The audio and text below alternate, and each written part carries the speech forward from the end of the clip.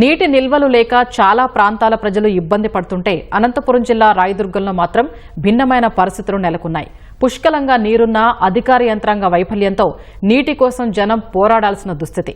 వారానికోసారి వదిలిపెట్టే నీటి కోసం పనులు మానుకొని కళ్లల్లో ఒత్తులు వేసుకుని వేచి చూడాల్సి వస్తోంది. పట్టుమని 10 నిమిషాలు కూడా కుళాయిలు వదలకపోవడంతో ప్రజల గొంతెండుతోంది. 10 రోజులు అయిండే సార్ నీళ్లు ఇడుచుకోకున్నట్లా. చాలా ఇబ్బంది సార్. నీళ్లు ఒక అర్ధ గంట వదులుతారు, ఇంటి నిండా కూడా దొరుకు అట్లా బంద్ చేసి ఇడుస్తారు. 9 రోజులకు ఒకసారి వస్తాయి అంతే సార్. ఒక రోజు చెప్పేసి 2 బంద్ చేస్తారు. మోటార్లు చెడిపోయినవి, ఆడ చెడిపోయింది, ఆడ మోటార్ పోయింది, పోయి పగిలిపోయినవి అని చెప్తారు వారు. నీళ్ళు లేక పొద్దున పుట్ల పిల్లల స్నానాలు లేవు సరిగా. మరి నీళ్ళు లేకుంతలకి మేము అక్కడ ఇక్కడ పోతే కడవ ఇడుస్తారు. అక్కడ పోతే అక్కడ వెంకటస్వామి గుడికి పోవాలా. ఆడపోతే ఫుల్ జనాలు, ఆడ మాకు నీళ్ళు దొరికేటట్లేదు. ఈ రాయదుర్గం అంటే ముందు ఏమో సామెత ఉందంటే రాయదుర్గం ఆడపిల్ల నీయకూడదు, కన్నయ్యకల్ని ఎనుమకోటి నీయకూడదు అనేది. అదే పరిస్థితి మళ్ళీ పునరావృతం అవుతుంది. ఎంతమందికి చెప్పినా పట్టించుకోవడంలే.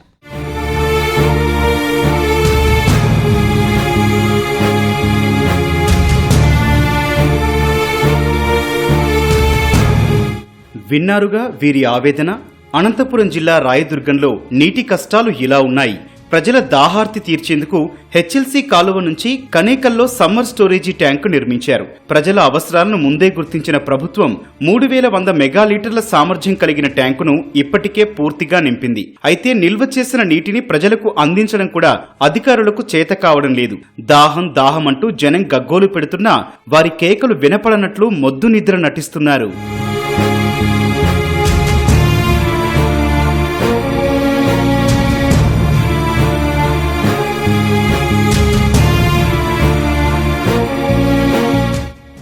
రాయదుర్గంలో చాలా మంది జీన్స్ పరిశ్రమ మీద ఆధారపడి జీవనం సాగిస్తుంటారు. మరికొందరు ఇతర పనులకు వెళ్తుంటారు.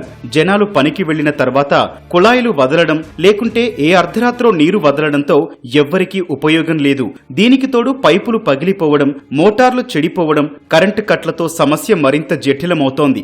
తాగు, వాడుక నీరు లభించక అద్దెకు ఉండే కుటుంబాలు వేరే ప్రాంతాలకు తరలిపోతుండగా ఇంటి యజమానులు నీరు దొరికే ప్రాంతాల్లో బాడుగలకు వెళ్తుండటం సమస్యకు అద్దం పడుతోంది.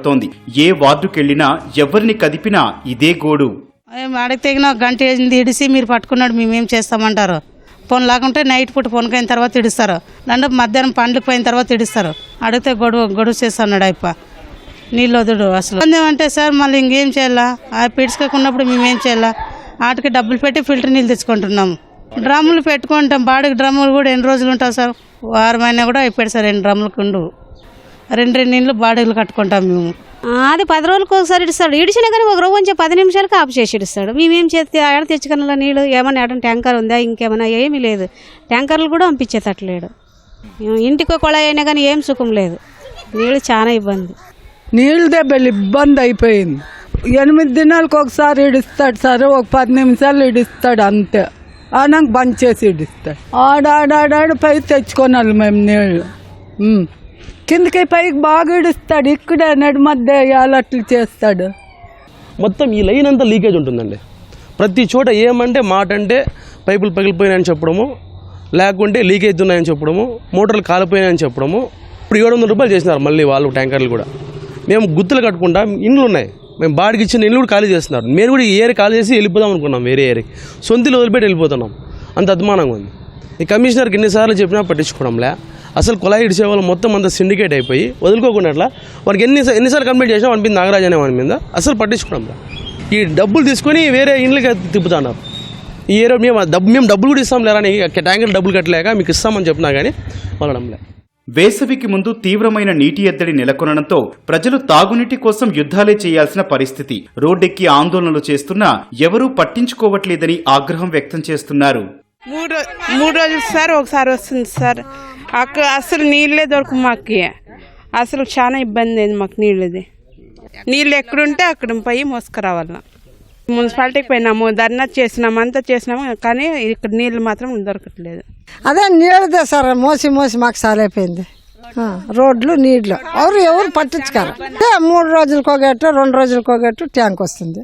అవి ఎట్లా తలాకు 10 కడుగులు 15 కడుగులు ఎన్ని అవుతాయి సార్?